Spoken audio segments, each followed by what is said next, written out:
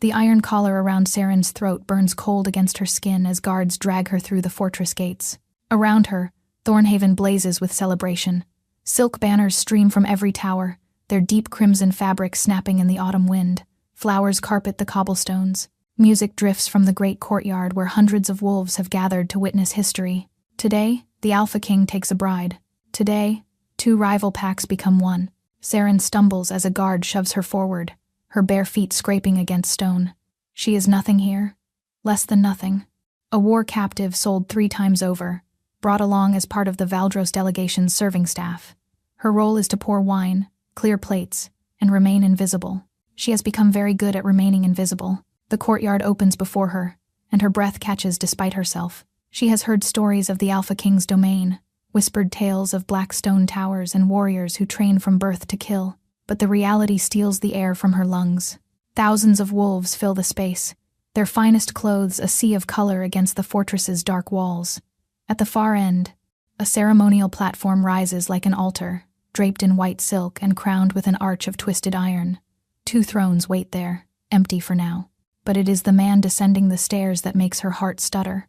The Alpha King moves through his people like a blade through water, effortless and deadly. Dark hair falls across a face carved from granite, all sharp angles and shadows. His ceremonial armor gleams black as midnight, and even from this distance, she can feel the power radiating from him in waves that make her Omega Wolf whimper and press low. He is terrifying. He is beautiful. And in approximately 1 hour, he will be dead. The vision slams into her without warning, as they always do. Her knees buckle, the world tilts sideways, and suddenly she is not seeing the celebration anymore. She sees blood. Blood pooling beneath the ceremonial platform. Blood splattered across white silk. Blood dripping from the Alpha King's throat as he chokes on his final breath. Betrayal written in his dying eyes.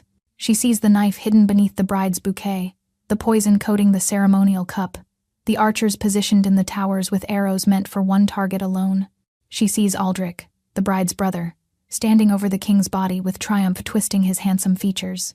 The vision releases her, and Saren gasps back to reality, trembling violently. No, no, no, no. She has spent years hiding this curse, this unwanted gift, that shows her truths she never asked to see. She learned as a child that speaking her visions aloud brings only suffering. Her own pack beat her for her prophecies, called her mad, called her a liar, sold her to make their problem someone else's. She should stay silent.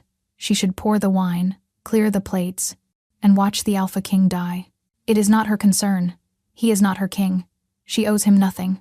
But the vision pulses behind her eyes, and she sees it again, that moment when the light leaves his golden gaze.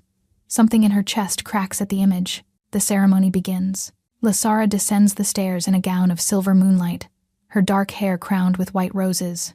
She is stunning. She is smiling, and walking 3 steps behind her, Aldrich carries the ceremonial cup with steady hands.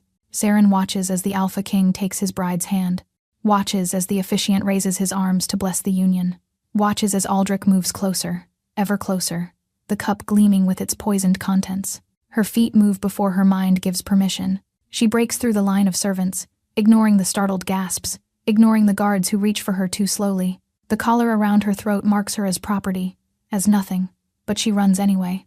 She reaches the platform just as Aldrich extends the cup toward his new brother by marriage. Stop! The word tears from her throat. Every head turns. Every eye fixes on the ragged Omega slave who dares interrupt the most important ceremony in a generation. The Alpha King's gaze meets hers, and the weight of it nearly drives her to her knees, gold eyes burning with cold fury, with absolute authority, with the promise of death for this transgression. But she has come too far to stop now. Saren drops to her knees before him, her voice barely a whisper that somehow carries across the silent courtyard. You are being betrayed, my king. The cup is poisoned. Your bride's brother means to kill you before the sun sets. Silence crashes over the courtyard like a physical force. Aldrich laughs, the sound sharp and dismissive. The slave is mad. Everyone knows Omegas from the fallen packs suffer delusions. Guards, remove this creature before she further disrupts the ceremony. Hands seize her arms, rough and bruising. Saren does not struggle. She keeps her eyes fixed on the Alpha King's face, watching, waiting, and praying. For a long moment, he simply stares at her. Then his gaze shifts to Aldrich. Something flickers in those golden depths, something cold and calculating that makes even the bride's brother falter. The cup, the Alpha King says quietly. Aldrich's smile wavers. My king? Give me the cup. Of course, but surely you don't believe this deranged. The cup. Now. Aldrich's hand trembles almost imperceptibly as he extends the ceremonial vessel. The Alpha King takes it, raises it to his nose, and inhales deeply. His expression does not change. But when he speaks, his voice carries the weight of mountains crumbling. Lock the gates. The command echoes off stone walls. No one leaves Thornhaven until I have answers. The courtyard erupts into chaos. They throw Saren into darkness. The cell beneath Thornhaven is carved from the same black stone as the towers above. Cold and damp and utterly lightless. She presses her back against the wall, her thin servant's dress offering no protection against the chill that seeps into her bones. Above her, she can hear the muffled sounds of chaos.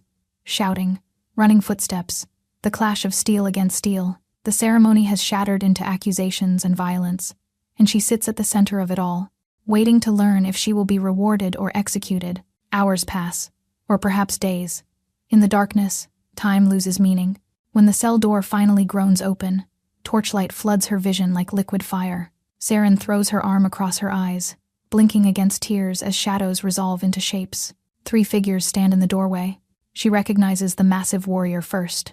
Ronan, the Alpha King's commander. His scarred face betrays nothing as he steps aside to allow the others entry. The second figure makes dread coil tight in her stomach. Aldrich has not been arrested. He strides into her cell like he owns it, his fine clothes unmarred, his expression twisted with barely contained rage. Behind him, guards bearing the Valdros crest flank the doorway. The king granted me the right to question you, Aldrich says smoothly, though his eyes promise violence. A gesture of good faith between our packs. Saren's stomach drops. The cup. He smelled the poison. He knows nothing. Aldrich crouches before her, close enough that she can smell the wine on his breath. The cup contained ceremonial herbs. Bitter, yes, but hardly lethal. You made a grave accusation, little Omega, and you have no proof. No, that cannot be right. Her visions have never lied. Never. You saw nothing. His hand closes around her throat, squeezing just enough to cut off her air. You are mad, broken, a worthless slave grasping for attention, and when I am finished with you, everyone will know it. The pressure increases. Stars burst across her vision. Release her. The voice cuts through the cell like winter frost. Aldrich's hand freezes, then slowly withdraws. The Alpha King stands in the doorway. He has shed his ceremonial armor for simple black clothing that somehow makes him more intimidating, not less. His golden eyes sweep the scene, missing nothing, lingering on the red marks already forming on Saren's throat, then on Aldrich's guilty hands. My king. Aldrich rises smoothly, his smile firmly back in place. I was merely questioning the prisoner, as you permitted. I permitted questions, not assault. She required persuasion to speak truthfully. Did she? The words hold no inflection, yet somehow carry the weight of a death sentence. Leave us. Aldrich's composure cracks for just a moment. My king, surely I should be present too. Did I stutter? The quiet grows unbearable, brittle, and dangerous. Finally, Aldrich bows stiffly and withdraws, his guards following. Only Ronan remains, positioning himself outside the cell door with professional discretion. Saren presses harder against the wall as the Alpha King studies her. She cannot read his expression, cannot tell if he means to thank her or kill her himself. You disrupted my wedding, he says finally. Yes, my king. Accused my ally of attempted murder. Yes, my king.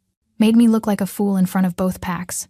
She swallows hard. Yes, my king. He moves closer, and she forces herself to hold her ground. This near, she can smell pine and steel, can see the faint shadows beneath his golden eyes. The cup was clean, he says quietly. My healers tested it. No poison. Her heart sinks. My king, I know what I saw. I did not say I doubted you. The words stop her cold. She stares at him, confusion overwhelming her fear. Aldrich had hours to switch the cups before my men secured the evidence. The Alpha King's jaw tightens. Whoever planned this betrayal, they are not fools. They will not be caught so easily. Hope flickers in her chest, fragile and desperate. Then you believe me? For a long moment, he does not answer. His gaze traces her face, her ragged dress, the iron collar still locked around her throat. Something shifts in his expression, too quick to name. I believe someone wants me dead, he says finally. And you are either part of their plan or the only one who tried to stop it. He turns toward the door, then pauses. Ronan will bring you food and clean clothing. Tomorrow, you will tell me everything you saw, every detail, no matter how small. And if you decide I am lying, he glances back, and for just a moment, she sees something almost like respect in his golden eyes. Then pray your execution is swift. The door closes behind him, plunging her back into darkness. But this time, the shadows feel less suffocating. He believed her. Against all reason, against his own alliance, the Alpha King believed her. She touches her throat where Aldrich's fingers left their bruises, and she knows with terrible certainty that she has made a fatal enemy tonight. But perhaps, just perhaps, she has also found an unexpected ally. Dawn brings no answers, only more questions. Saren sits in a small chamber high in the eastern tower, far from the dungeons but still clearly a prison. A single window offers a view of the mountains beyond Thornhaven's walls. Iron bars ensure she cannot reach them. True to his word, the Alpha King sent food and clothing through Ronan. The dress is simple gray wool, servant's attire, but clean and warm. The bread and cheese are fresh, small mercies that mean everything after months of scraps. The door opens without warning, and she rises quickly, expecting the king. Instead, a woman enters, tall and stern-faced, with silver threading through her dark hair. She carries herself with the authority of someone accustomed to command. "I am Marin," the woman announces, her sharp eyes cataloging every detail of Saren's appearance. "Head of the king's household. His Majesty has ordered me to prepare you for questioning." "Prepare me? You will be presented before the court. Both packs will hear your accusations and judge their merit." Marin's lips thin with disapproval. "You should know that Lord Aldrich has demanded your execution for slander. Half the Valdros delegation supports him."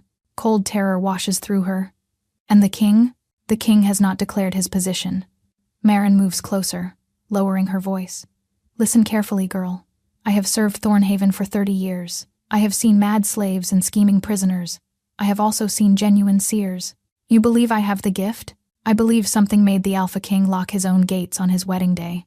That alone tells me more than any test." She produces a simple leather cord from her pocket and fastens it around Saren's collar, partially hiding the iron. "The court will try to destroy you. Aldrich will twist every word you speak. Your only chance is to tell exactly what you saw, nothing more, and nothing less. Understand?" Saren nods, her throat too tight for words. The great hall of Thornhaven swallows her whole. Hundreds of wolves line the walls, their whispers rising like the hiss of wind through dead leaves. On one side, the Valdros delegation clusters in hostile silence. On the other, Thornhaven's own wolves watch with expressions ranging from curiosity to contempt. At the far end, the Alpha King sits upon his throne of black iron, and beside him, occupying the seat meant for his queen, Lysera perches like a wounded bird. Her silver gown has been replaced with mourning gray. Her eyes are red from weeping. Saren is led to the center of the hall, where a single beam of light falls through the high windows. She feels like a specimen pinned for examination. The Omega Saren, the king's voice echoes through the chamber, stands accused of disrupting a sacred ceremony and slandering a noble house. She claims the gift of prophecy. He pauses. "Some call this madness. Others call it divine sight. Today, we determine which." Aldrich steps forward, his smile sharp as broken glass. "My king, if I may speak." The king inclines his head.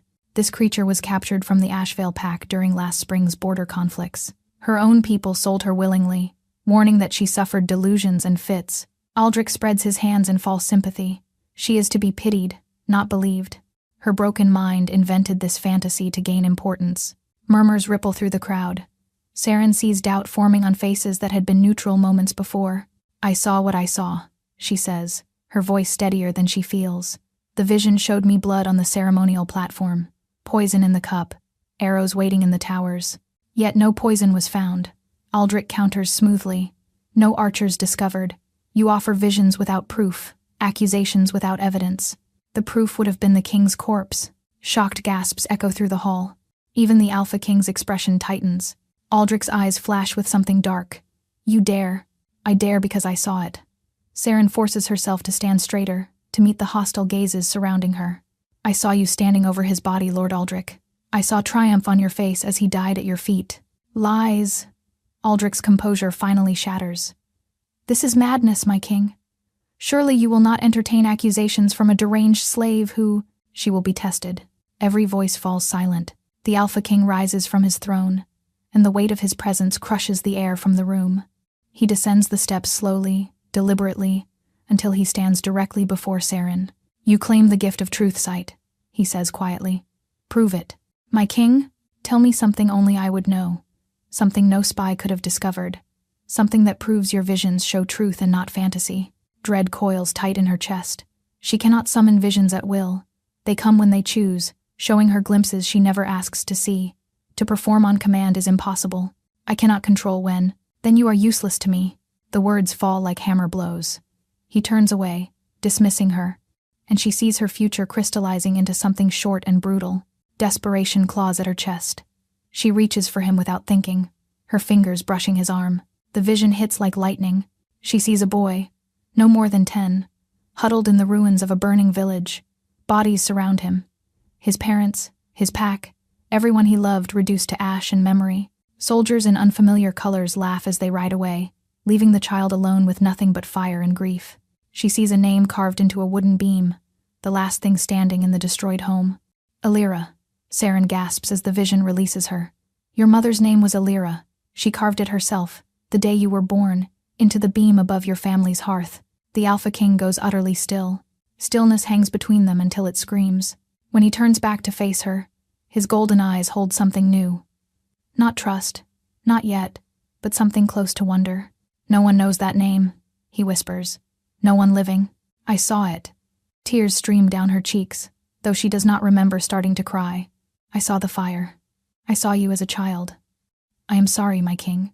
I am so sorry for what you lost." The hall erupts into chaos. Accusations and counter-accusations fly like arrows. Aldrich shouts about tricks and manipulation, while Lysara weeps and the Valdros wolves growl threats of broken alliances. But the Alpha King does not move. He simply stares at Saren, and in his gaze she sees walls beginning to crack, certainties beginning to crumble. She has proven her gift, but as Aldrich's eyes find hers across the chaos, burning with hatred and the promise of retribution, she knows that proof may have just signed her death warrant. The days following her trial blur together in a strange new rhythm.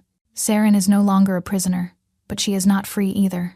The Alpha King assigns her quarters in the eastern wing, modest but comfortable, with a guard posted outside her door at all times. For her protection, Marin explains. Or her containment, perhaps both.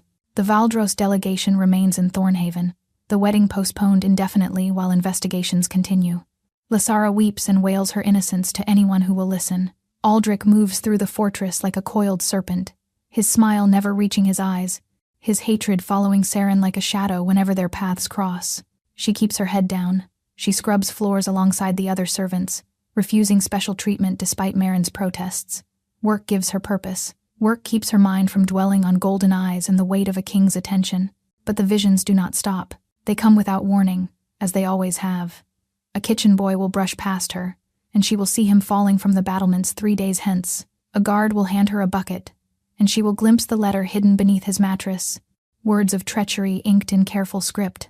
She tells no one. Speaking her visions has only ever brought her pain, until the night she sees the child. Saren wakes from a dead sleep, gasping, the vision still burning behind her eyes.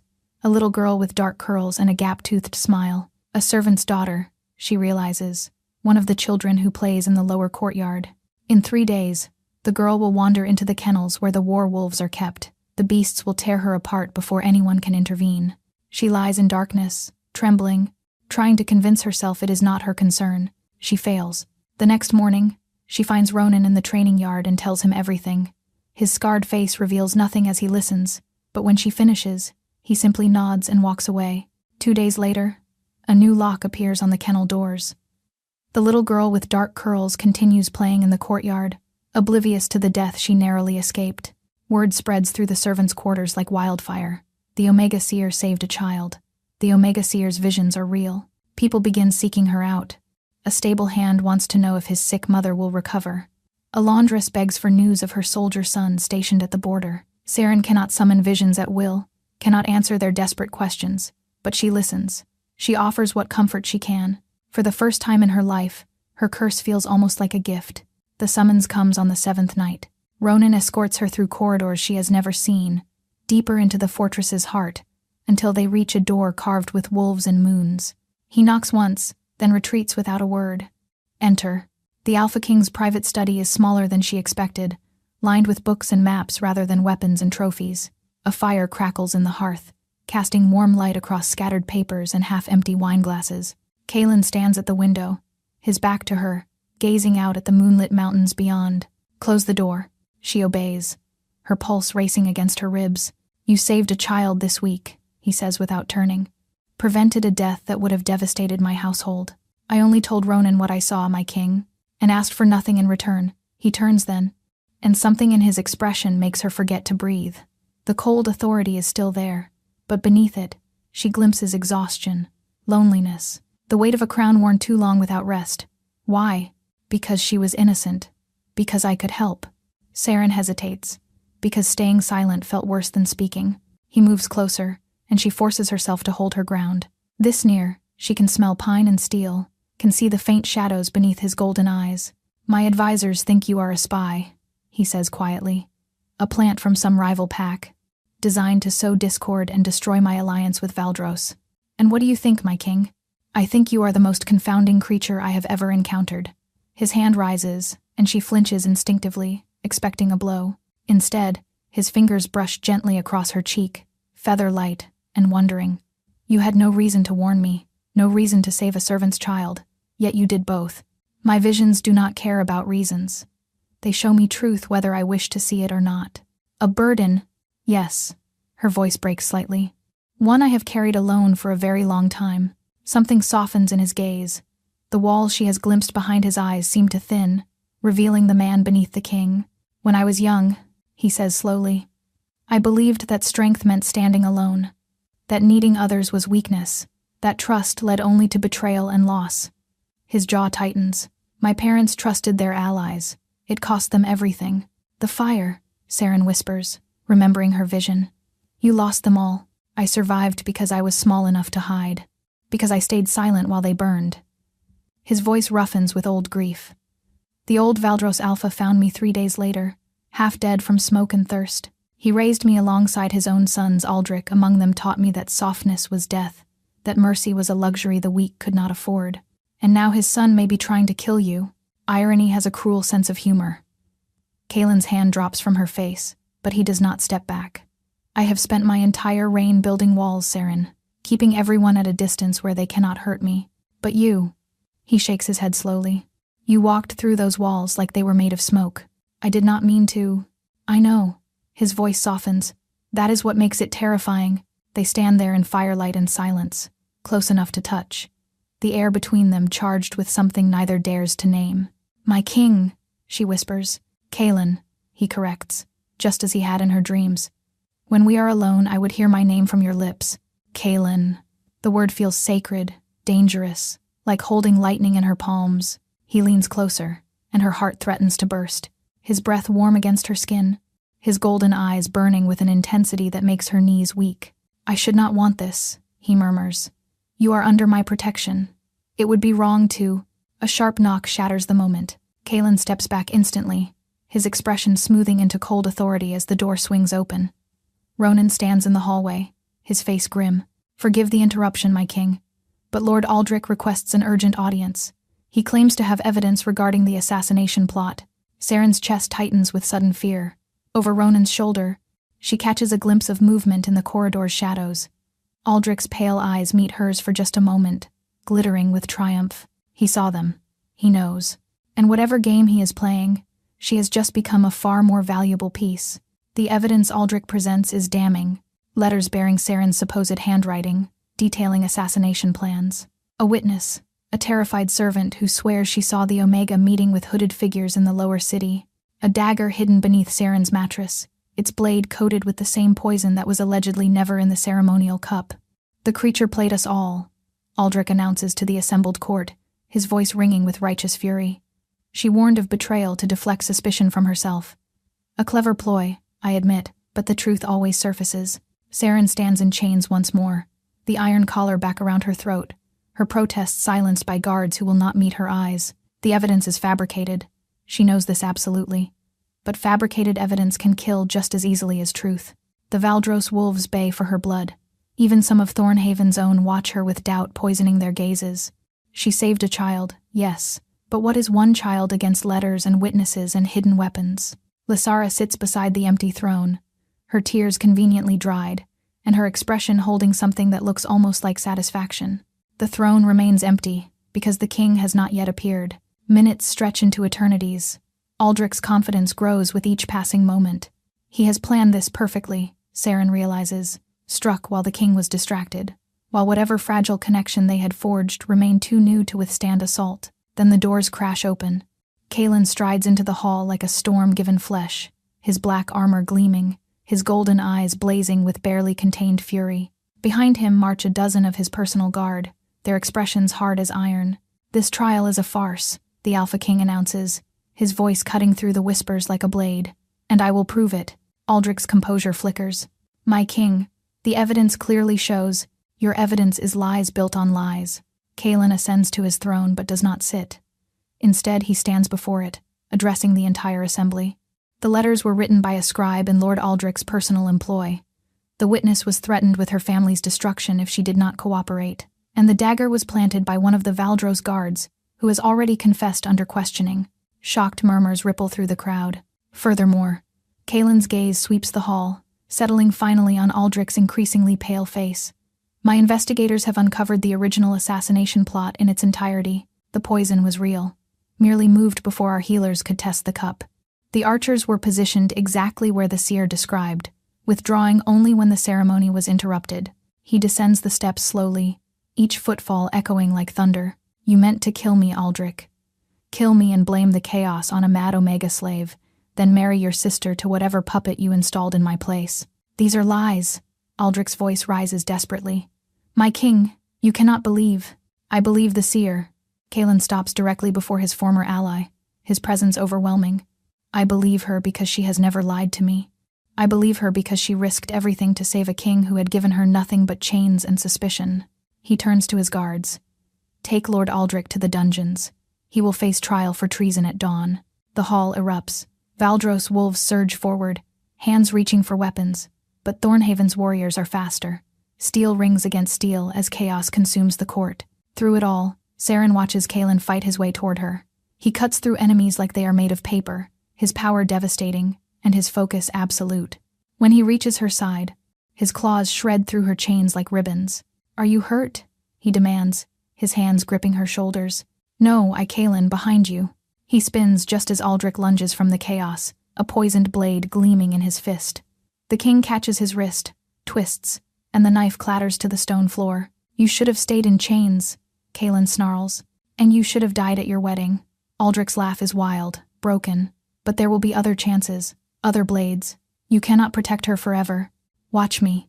Kaelin's fist connects with Aldrich's jaw, and the traitor crumples unconscious to the floor. Later, after the chaos settles, after Aldrich and his conspirators are dragged to the dungeons, and the Valdros delegation is confined to their quarters pending judgment, Kaelin finds Saren in the gardens. She sits beside a frozen fountain, trembling despite the cloak wrapped around her shoulders. The violence of the day has left her hollow, scraped raw by fear and relief in emotions she cannot name.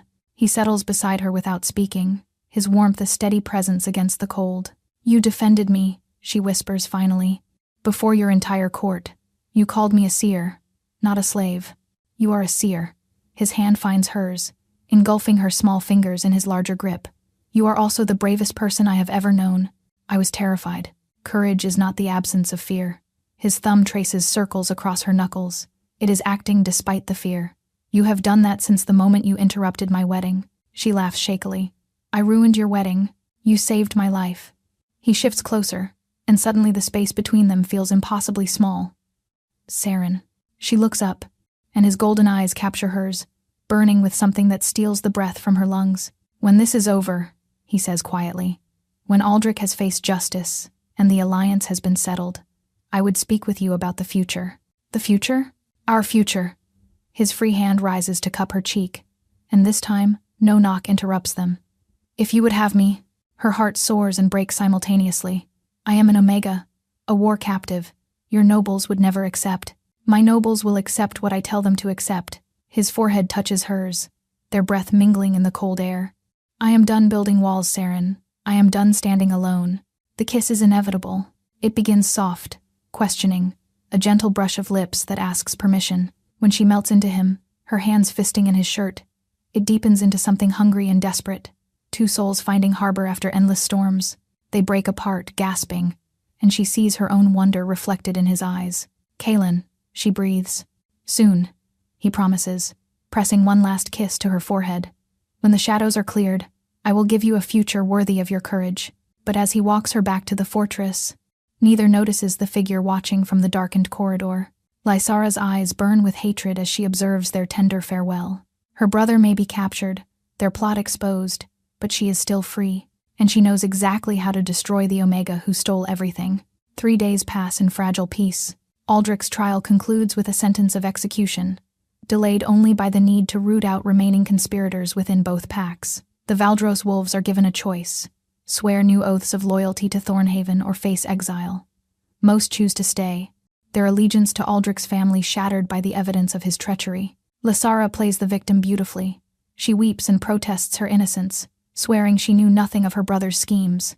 The court believes her. Even Kaelin seems convinced, his attention consumed by politics and justice and the 1,000 responsibilities of a king. Only Saren sees the truth behind those tear-filled eyes. Her visions show her glimpses, fragments of whispered conversations and hidden meetings. But Lysara's hatred burns fresh, her plan born of impulse rather than calculation, the kind of sudden violence that slips beneath prophecy's reach. Nothing concrete, nothing she can prove until it is too late. It will prove to be a fatal mistake. The summons comes at midnight, delivered by a servant Saren has never seen before. The Alpha King requests her presence in the lower archives immediately, a matter of urgency regarding new evidence. She should question it, should insist on verification, but she thinks of Kaelin's promise in the garden, of the future he offered, and her heart overrules her head.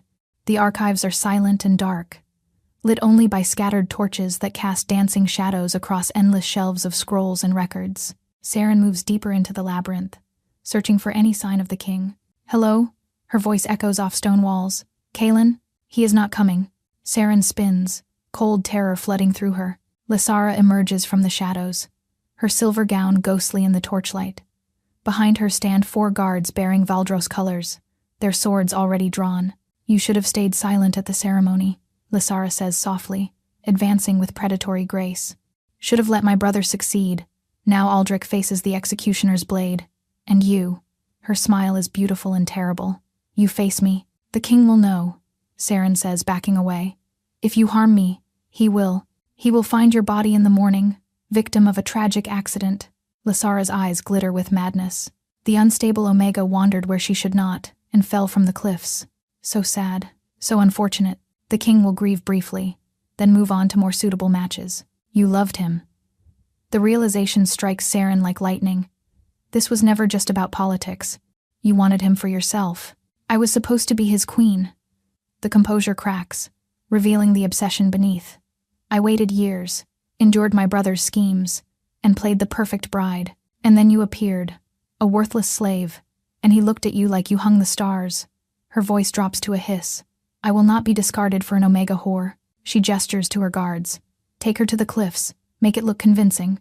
Rough hands seize Saren's arms. She screams, struggles, but the guards are too strong, their grip bruising as they drag her toward a door she had not noticed, one that opens onto narrow stairs carved into the mountain itself. The night air hits her like a blade, cold and sharp and smelling of pine. Below, the cliffs drop away into blackness, a fall that no wolf could survive. "Any last words?" Lysara asks sweetly. Saren thinks of Kaelin, of his golden eyes and gentle hands and the future they will never share. Grief wells up inside her, but beneath it burns something fiercer, defiance. "He will never love you," she says clearly. "Even if I die tonight, he will never look at you the way he looked at me. You cannot force what was never yours." Lysara's face twists with rage. "Throw her over." The guards drag her toward the edge, and then the night explodes into chaos. A massive black wolf crashes through the guards like a battering ram, snarling with fury that shakes the very stones. Bones crack, men scream, and suddenly Saren is free, and stumbling backward from the cliff's edge as battle erupts around her. Kaelin shifts mid-leap, his human form rising from the wolf's fury with a sword already in his hand. He moves through Lysara's guards like death incarnate, his blade singing a lethal song that ends in gurgling cries and falling bodies. Within moments, only Lysara remains standing, cornered against the cliff's edge, her beautiful face contorted with desperation. "My king," she gasps. "Please, you do not understand." "I understand perfectly." Kaelin's voice is colder than the mountain wind. "Ronan intercepted your servant. Your entire plot unraveled before you even reached the archives. I did it for us." Lysara's composure shatters entirely. "For the future we could have had. She has poisoned your mind with her Omega witchcraft. But I can free you. The only witch here is you." He advances, and Lysara retreats until her heels hang over empty air. "You have two choices," Kaelin says quietly. "Face trial for attempted murder of the woman I love, or face the cliffs you prepared for her." Lysara looks at him, at Saren, at the endless darkness below. For a moment, something almost like sanity returns to her eyes. "I would have made you happy," she whispers. Then she steps backward into nothing. Saren turns away before the sound reaches them, burying her face against Kaelin's chest. His arms wrap around her, holding her together as tremors shake her body. "I have you," he murmurs into her hair. "I have you. It is over." But even as he speaks, she feels the wetness spreading between them, pulls back to see the dark stain blooming across his side, where one of the guard's blades found its mark during the chaos. "Kaelin." Her voice breaks. "You are hurt." He looks down at the wound, his expression flickering with something she cannot read. "It is nothing. A scratch." But his face has gone pale, too pale, and when he takes a step, his legs buckle. Saren catches him as he falls, every instinct screaming even as her heart shatters. "No." She tears his shirt aside, revealing the wound, and her stomach drops into endless darkness. The blade was poisoned. Silver rot, the deadliest poison known to wolves, already spreading through his veins in black lines that creep toward his heart. The same poison Aldrich used, the same killing touch meant for the wedding day, now finally finding its target through his sister's desperate gambit. "Saren," Kaelin's voice is fading. "Get help. The healers." "There is no time." She presses her hands to his chest, feeling the poison's deadly advance. "The poison is too fast. If I leave you, you will die before I reach the doors. Then leave me." His hand covers hers weakly. "I will not let you sacrifice yourself for. I did not ask your permission." She does not know what she is doing, has never tried anything like this before, but her gift has always been about seeing truth, and now she sees the truth of the poison, its pattern, its path, its purpose, and she sees how to stop it. Light blazes from her palms, pouring into his poisoned body, not healing exactly, but something deeper. She reaches through their connection, through the bond that began forming the moment she first touched him at the ceremony, and she fights.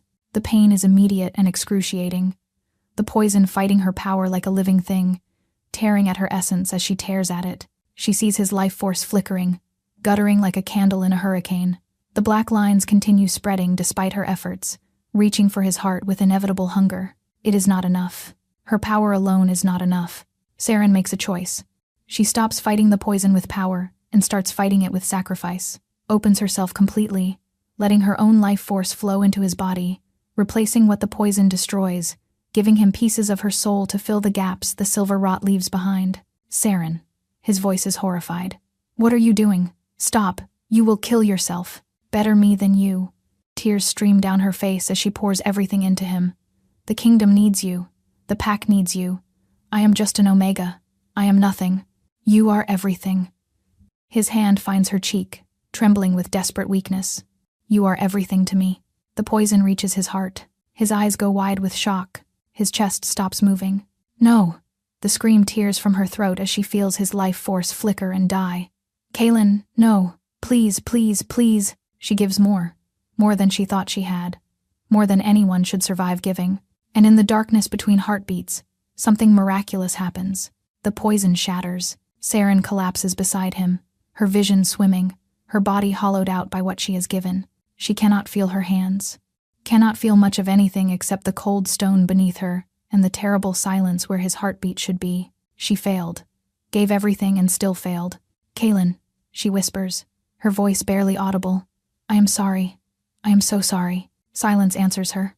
Then, impossibly, wonderfully, she hears a gasp. His chest heaves. Color floods back into his face. The black lines retreat, fade, vanish entirely as if they never existed. His eyes open. "Saren." Her name is the first word on his lips, spoken with such desperate relief that it breaks something inside her. "Saren, What did you do? I saved you. She tries to smile but manages only a weak trembling of her lips. Told you I could help. At what cost? He struggles upright, gathering her into his arms with infinite gentleness. I felt you pouring your life into me. You almost died. You almost... His voice breaks. Worth it, she murmurs. You are worth it. You foolish, brave, impossible woman. He presses his forehead to hers, and she feels wetness on her cheeks that does not come from her own eyes. Never do that again. Never. Then stop getting poisoned. A laugh escapes him, wild and relieved and verging on hysteria. Noted. She is fading now, consciousness slipping away like water through fingers. The sacrifice demanded its price, and her body screams for rest, for recovery, for time to rebuild what she gave away. But before the darkness takes her, she needs him to know. Kaelin. Her hand finds his face, tracing the sharp angles she has come to love. I saw our future once, in a vision, before all this. What did you see? You, she whispers. Always you. From the moment I touched you at the ceremony, I knew my fate was bound to yours. His arms tighten around her. Then it seems we were always meant to be here. Together. Together, she agrees, and lets the darkness take her. She wakes 3 days later in a bed softer than clouds, sunlight streaming through tall windows she does not recognize. Her body feels strange, lighter somehow, as if pieces of her have been rearranged. There is a warmth in her chest that was not there before, a steady pulse that beats in counterpoint to her own heart. You gave me part of your soul. She turns her head to find Kaelin sitting beside her bed, his golden eyes red-rimmed with sleeplessness, his hand clasped around hers like he has held it for days. The healers say it is unprecedented. He continues quietly. A bond forged through sacrifice. I can feel you now, here. He touches his chest. Your emotions, your presence, like a second heartbeat I never knew I was missing. Is that... She swallows hard. Is that unwelcome? Unwelcome? He laughs softly, bringing her hand to his lips. It is the greatest gift anyone has ever given me, though I would have preferred you give it without nearly dying in the process. I will try to remember that for next time. There will be no next time. His expression grows serious. I have already executed what remained of the Valdros conspirators. Our enemies are destroyed, our borders secured. There is no one left who would dare threaten you. And the alliance? The alliance was built on lies. We will forge new ones, honest ones, with packs who value truth over treachery. He shifts from the chair to the bed's edge, his hip pressing against hers through the blankets. But first, there is a matter I must settle. What matter? The matter of my queen. Air freezes in her lungs.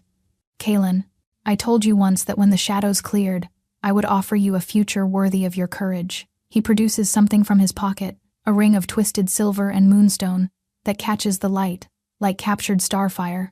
The shadows have cleared, Saren, and I find I cannot imagine a future without you in it. I am still an Omega. Your nobles will. My nobles watched an Omega save their king through sheer force of will and love. His smile is warm and wondering. They are already calling you the soul-bonded, the Seer Queen. Legends are forming even as you slept.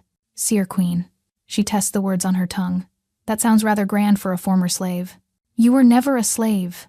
He slides the ring onto her finger, and it fits perfectly, as if it was made for her alone. You were always exactly what I needed, even before I knew I needed anything at all. Tears blur her vision. I do not know how to be a queen. Then we will learn together. He leans in, and his lips brush hers with aching tenderness. Say yes, Saren. Say you will stay. Yes, the word escapes on a breath. Yes, I will stay. Yes, I will be your queen. Yes, yes, yes. He kisses her properly then, a claiming kiss that steals her breath and sets her soul on fire. His hands frame her face like she is precious beyond measure, and she feels his joy through the bond they now share, bright and overwhelming and entirely mutual. When they finally break apart, both gasping, his forehead rests against hers. I love you, he says simply. I think I have loved you since you knelt before me and whispered of betrayal. I just did not have the words for it then. I love you too. She laughs through her tears. I think I have loved you since you believed me when no one else would. Then we are agreed. His smile is radiant, the cold king she first met entirely transformed. We belong together. Together, she echoes, and knows, with the absolute certainty of her gift, that this is the truest thing she has ever seen. Spring returns to Thornhaven, and with it, transformation. The black stone fortress that once seemed carved from shadows now blooms with life. Flowers cascade from window boxes. Music drifts through open courtyards. Children laugh and play, where warriors once drilled in grim silence. The changes began small. A council of seers established to advise on matters of truth and justice, where visions are honored rather than feared. Then larger, schools opened for servants' children. Treaties signed with neighboring pacts based on mutual respect rather than intimidation. Now, 6 months after the Seer Queen took her throne, Thornhaven has become something its founders would scarcely recognize, a beacon of hope in a world too long defined by cruelty. Saren walks through the gardens, her silver gown brushing against blooming roses, her hand resting on the gentle swell of her stomach. The soul bond pulses warm in her chest. Always now, a constant reminder that she is never truly alone. She knows Kalen approaches before she sees him, feels his joy through their connection as clearly as if it were her own. His arms wrap around her from behind, his hands covering hers where they rest on their growing child. The Valdros heir has arrived, he murmurs against her ear. He wishes to formally pledge his pack's loyalty to Thornhaven. The nephew? Saren turns in his arms. I thought he was barely more than a boy. He is young, but wise enough to see the truth his uncle and cousin were blind to. Kalen's thumb strokes across her knuckles. He asked specifically to meet the Seer Queen. Apparently, your reputation has spread even to the distant territories. I hope that reputation is favorable. They call you the Heart of Thornhaven, the queen who taught an empire to see clearly. His golden eyes shine with pride. I would say that is more than favorable. She rises on her toes to kiss him softly. Flatterer, truth-teller. He grins. I learned from the best. That evening, the great hall fills with wolves from a dozen packs, all gathered to witness the new alliance. The young Valdros heir kneels before the twin thrones, his voice steady as he swears oaths of friendship and peace. When the ceremony concludes, Kalen rises and extends his hand to his queen. Dance with me? In my condition? She gestures at her swollen belly. I can barely walk without waddling, then waddle gracefully. His smile is infectious. Please, my love, humor your besotted husband. She takes his hand, lets him lead her to the center of the hall, where musicians strike up a gentle melody. Around them, wolves who were once enemies now laugh and drink together, united by a vision of something better. I had a vision last night, Saren says quietly as they sway together. Oh, his hand tightens slightly on her waist. Good or bad? Good. She smiles up at him, radiant with certainty.